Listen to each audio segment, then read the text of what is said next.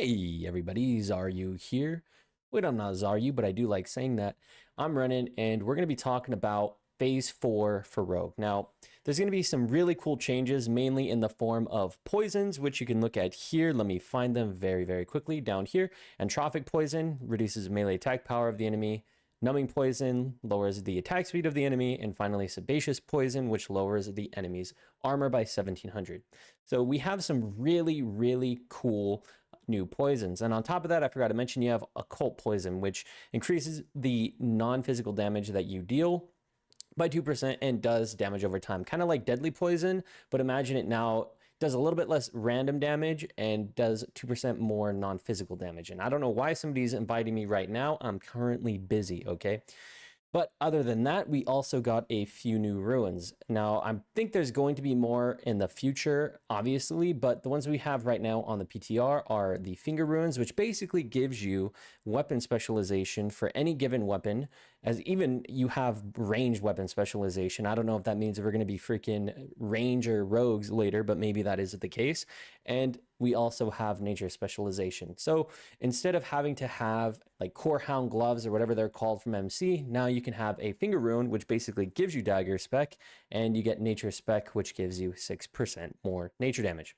And on top of that, we have the back rune, which is where we're going to get all of our AoE abilities. Now, I'm kind of upset that for the cloak rune, we didn't get the cloak of shadows.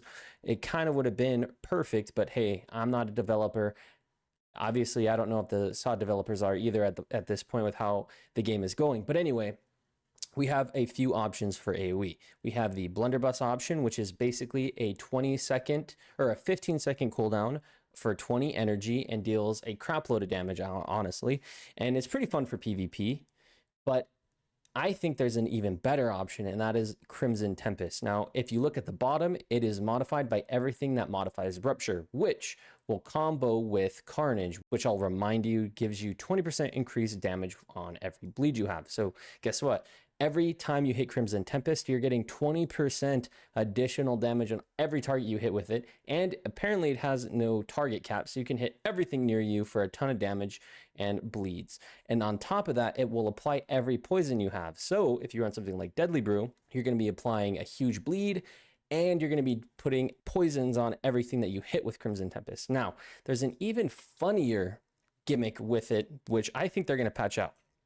So for whatever reason, every time you use Crimson Tempest, it'll like refund all your energy if you use like 4 to 5 combo points to get it. So let me show you real quick. Let me say I'm going to get my slice and dice up, and then boom, I'm going to hit Crimson Tempest, and like I'm regenning all of my freaking energy every time. So basically what I think the meta is going to be is you're going to be spamming 2 Mutilate into Crimson Tempest, regenning all of your freaking energy, and you're going to keep repeating that over and over and over.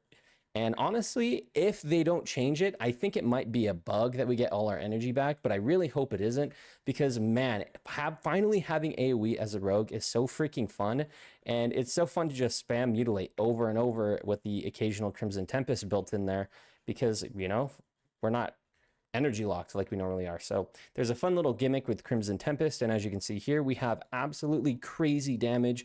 Mutilate is doing a ton of damage because we're getting a ton of energy back every time you use Crimson Tempest, which allows us to basically spam Mutilate on repeat. And Crimson Tempest, Instant Poison, and Occult Poison are also going to be doing a lot of damage because, like I said earlier, Crimson Tempest does apply your poisons to every target it hits, which so it's really cool. And lastly, we have Fan of Knives, which out of every different ability, I think is actually the worst one. Not only, and I just got disconnected, but not only does it not generate any combo points, meaning that you can't have things like Envenom up, Slice and Dice up, and things of that nature. Well, now guess what? It doesn't even do that much damage, and you can't spam Mutilate.